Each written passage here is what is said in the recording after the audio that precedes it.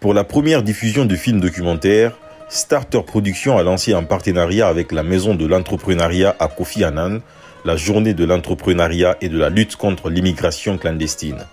L'objectif était de sensibiliser la jeunesse qui est la couche sociale la plus touchée par le phénomène. Bonjour, voilà vos invités et bienvenue à cet événement consacré à la promotion de l'entrepreneuriat jeune et à la lutte contre l'immigration clandestine. Avec votre permission, bien évidemment, tout à l'heure, nous allons détailler le chronogramme de cet événement qui va démarrer par l'allocution de bienvenue de M. Basekou Diaby, entrepreneur et co-organisateur de ces 10 événements. Merci, bonjour à tous. Déjà, merci d'être venus. Pour vous, je dois être un nouveau visage en Guinée. Je m'appelle Basekou Diaby, je suis entrepreneur, j'ai grandi en France. Ça fait maintenant 1 an que je suis en Guinée. Je suis le fondateur d'un portefeuille d'activités ou groupe d'activités, on peut dire les deux, qui s'appelle Maison Djaber. Djaber qui est l'un des noms les plus antiques du continent africain. Donc on est dans plusieurs secteurs. Nous sommes dans la mode, la production audiovisuelle, la communication et la beauté. Aujourd'hui, on est là pour vous présenter un documentaire qui a été réalisé par ma boîte de production qui s'appelle Starter Productions. En fait, comment m'est venue l'idée de ce documentaire? On monte beaucoup de projets avec les différentes sociétés que j'ai créées. Mais l'objectif premier d'une boîte, selon moi, avant tout, logiquement, c'est de gagner de l'argent. Mais le deuxième objectif, c'est d'impacter les populations à travers ce que vous faites.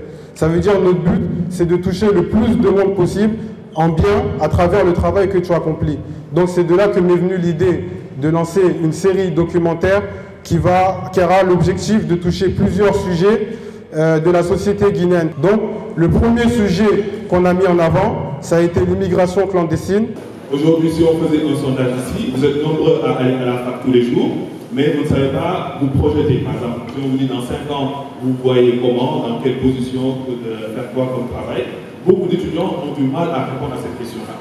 Et aujourd'hui, dans le monde entier, dans les pays en général, les jeunes sont formés dès la classe de 10e à réfléchir à ces questions-là. Il faut aussi que les jeunes sachent qu'après les études, il n'y a pas que la fonction publique. Il faut se préparer à l'entrepreneuriat. Il faut se préparer à l'innovation. Alors ce programme il est là pour développer,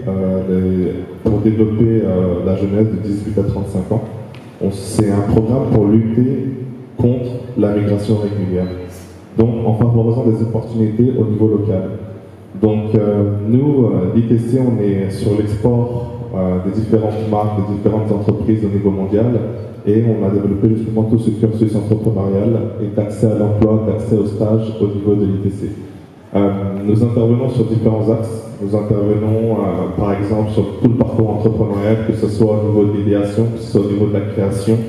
On accompagne à l'accès au financement et on accompagne jusqu'à l'accès au marché ou à l'export des marchés. Investisseurs étrangers et sur le plan sécuritaire, elle a été épargnée jusqu'aujourd'hui par les conflits civils. Le sujet aussi, c'est 2 sujets en un. Le sujet aussi de cette journée, c'est le concours interfaculté sur l'entrepreneuriat. Je vous souhaite la bienvenue à la présentation de notre projet et nous espérons à travers cette présentation vous faire comprendre l'importance de ce projet et la raison pour laquelle il nous tient à cœur de le réaliser.